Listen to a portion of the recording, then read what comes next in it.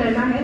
मुनव्वर राणा साहब की 2 लाइनें मुझे यहाँ पे याद आ रही हैं कि चलती फिरती हुई आंखों से, चलती फिरती सी हुई आंखों से अजा देखी है, चलती फिरती हुई आंखों से अजा देखी है, मैंने जन्नत तो नहीं देखी, माँ देखी है।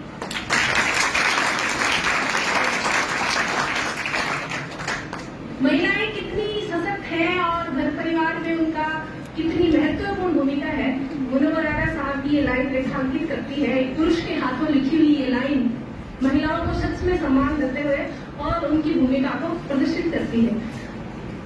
समस्याएं क्या है? समस्याएं अभी अगर हम जाए, आज की आपकी थीम भी है, और अभी आज के समाज को देखें तो हमारी सबसे बड़ी महिलाओं की समस्या है कि दशकों से और आई शुड से कि डिकेड, सदियों से, सेंचुरीज से हमें शिक्षा से वंचित रखा गया है। अगर हमें शिक्षा मिलती, सभी जितनी पुरुष को मिली है, जिस रेशियो में, जिस नंबर में पुरुष कैंडिडेट्स को पढ़ाया गया है, उसी रेशियो में या उसी नंबर में महिला कैंडिडेट्स को भी पढ़ाया जाता तो शायद हो सकता है कि मोर देन 50% लेडी ऑफिसर्स हर ऑफिस में दिखाई देती। तो ऐसा नहीं है कि हम कमजोर हैं, हमें मौका नहीं मिला है और अभी वही मौका महिलाओं को देने के लिए हम सब लोग आज यहाँ कोशिश कर रहे हैं। और महिलाओं की जिम्मेदारी ज्यादा बनती है कि वो अपनी बेटियों को पढ़ाएं, अपनी बहुओं को पढ़ाएं।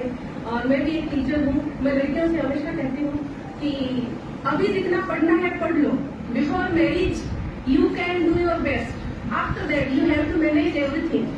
ससुराल है, बच्चे हैं, घर है, और आप ये कतई ना सोचें कि ससुराल, बच्चे, घर छोड़कर भी हम खुश रह सकते हैं, वो भी बेहद ही मुनासिब नहीं है। उसके साथ भी हमें बैलेंस करना ही पड़ता है।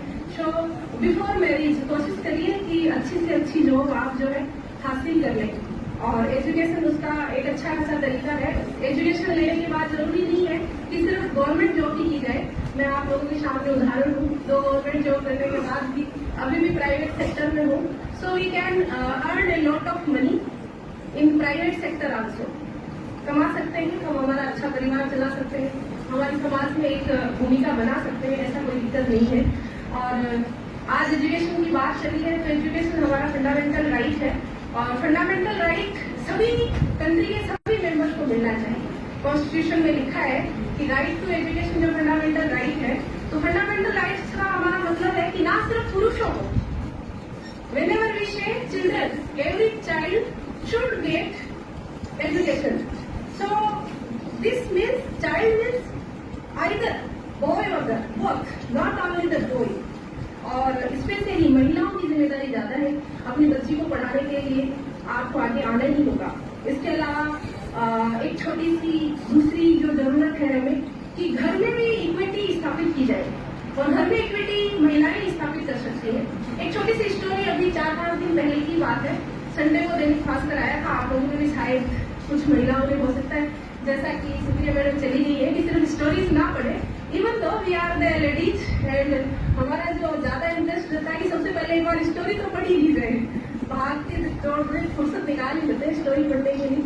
तो उसमें स्टोरी थी कि एक परिवार है छोटा सा, माता जी, पिताजी है, दादाजी, दादी जी, और 2 बच्चे हैं, एक लड़का और एक लड़की। रोज सुबह बच्चे स्कूल जाते हैं, रोज सुबह बच्चे स्कूल जाते हैं, और उनकी मदर टिफिन पैक करने की बात कहती है लड़की को कि बेटा पानी की बोतल भर लो और भैया की भी भर लो, अपनी पानी की बोतल भर लो और भैया की भी भर दो। रोज वो लड़की ये सुनती है। जमाना बदलता है, आप कितने दिनों तक किसी को एक सेम पैटर्न में नहीं रख सकते हो, दबाव में नहीं रख सकते हो। बहुत सालों तक ये काम करने के बाद एक दिन लड़की ने पूछा कि मम्मा कितने साल की मैं हो गई हूँ, कभी आपने ये नहीं कहा कि बेटा तू तेरी पानी की बोतल भर ले और तेरी दीदी की भी भर दे। तो यहाँ से सुपीरियरिटी शुरू होती है। हमने घर में जो स्थापित किया है वही फिर समाज में रिफ्लेक्ट होता है।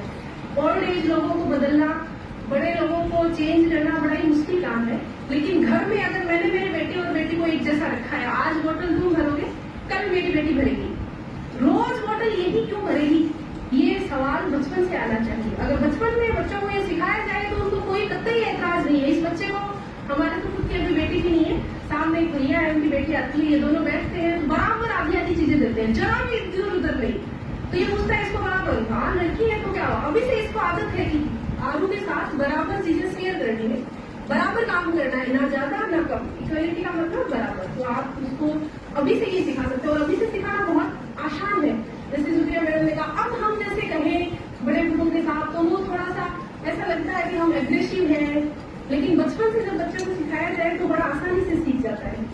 और स्पेशली महिला डे पे बात हो रही है, विमेंस डे पे बात हो रही है, तो पुरुषों का वर्चस्व है, और अगर महिलाओं को पुरुषों के बराबर आना है तो खूब सारी समस्याएं खुद महिलाओं को भी और उन पुरुषों को भी जो महिलाओं को पुरुषों के बराबर देखना चाहते हैं, उनको भी काफी सारी प्रॉब्लम्स फेस करनी पड़ेंगी, बाधाएं आएंगी। बाधाएं